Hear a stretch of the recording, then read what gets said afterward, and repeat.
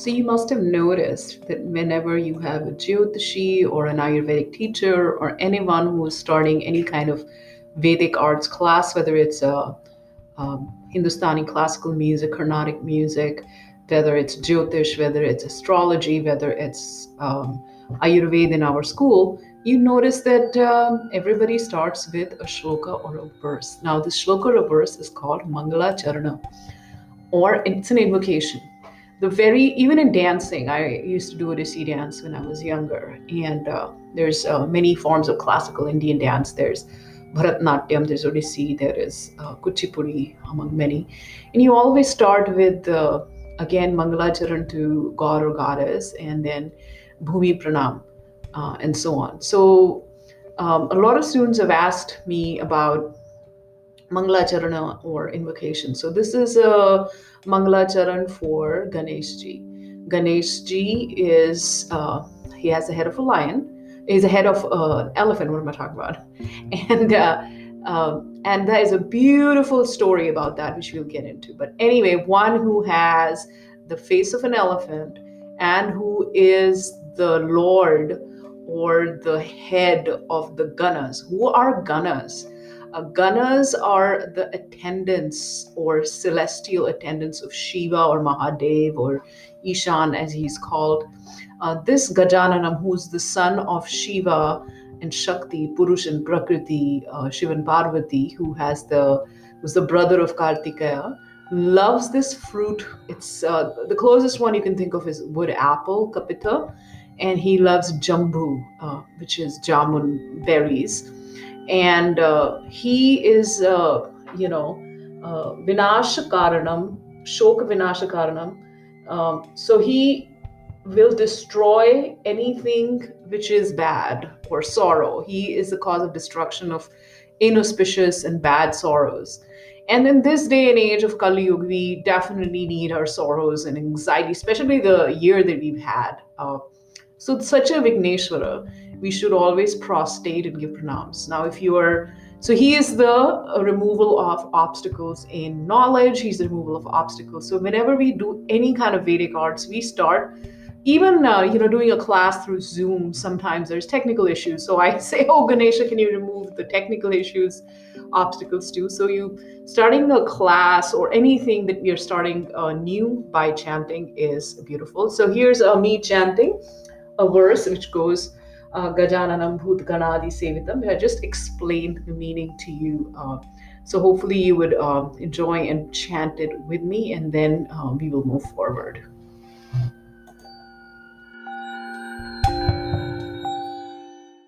Gajananam Bhut Ganadi Sevitam Kapitha Jambhu Phalasara Bhakshanam Umasutam Shoka Vinashakaranam Namami Vigneshwara Pada Pankajam.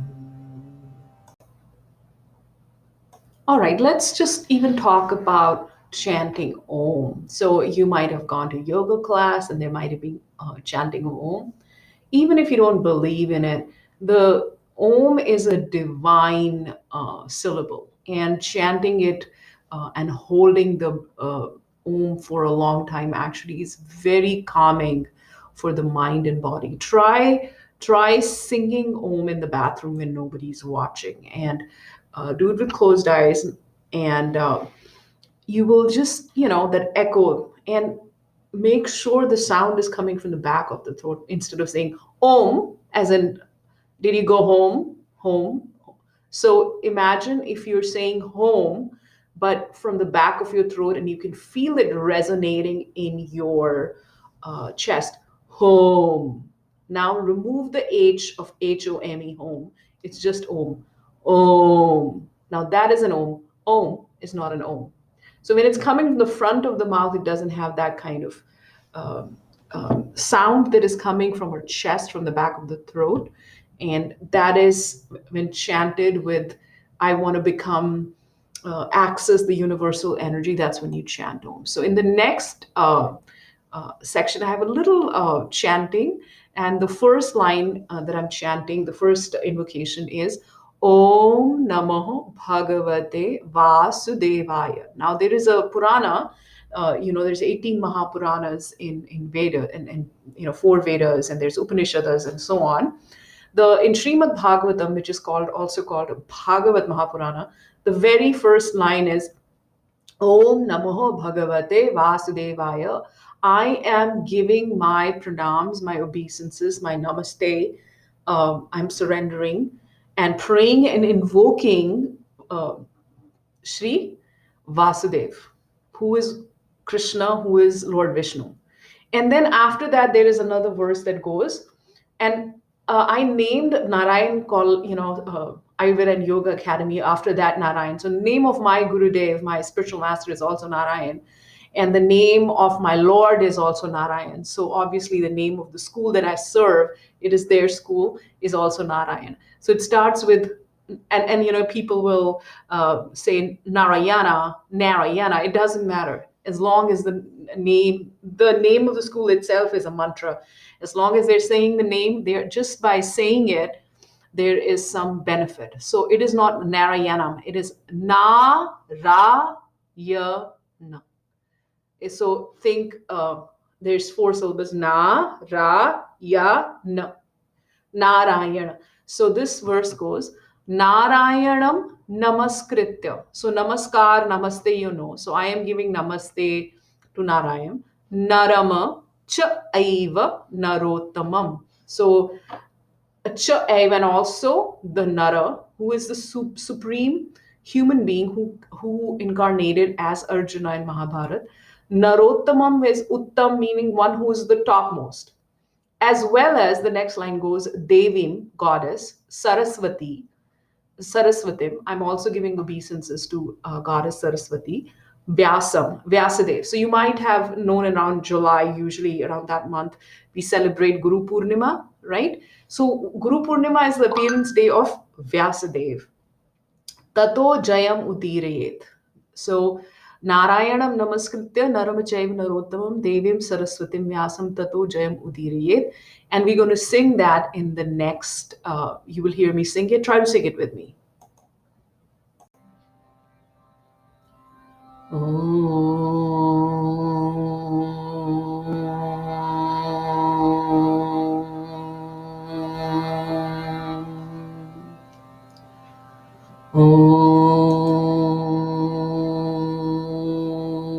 Namo Bhagavate Vasudevaya. Narayanam namaskritya naramachaiva narottamam devim saraswatim vyasam tato jayam udiriyet. This is a beautiful prayer, and it is a prayer that is giving respectful pranams, namaste, obeisances, and surrender to Narayan. Narayan is Lord Vishnu, who lies on the ocean on a serpent bed, onto Naranarayana Rishi, who became Arjuna, and he is the supermost human being, as well as goddess Saraswati, the goddess of learning, and most important, Srila Vyasadev, who is the author of Srimad Bhagavatam.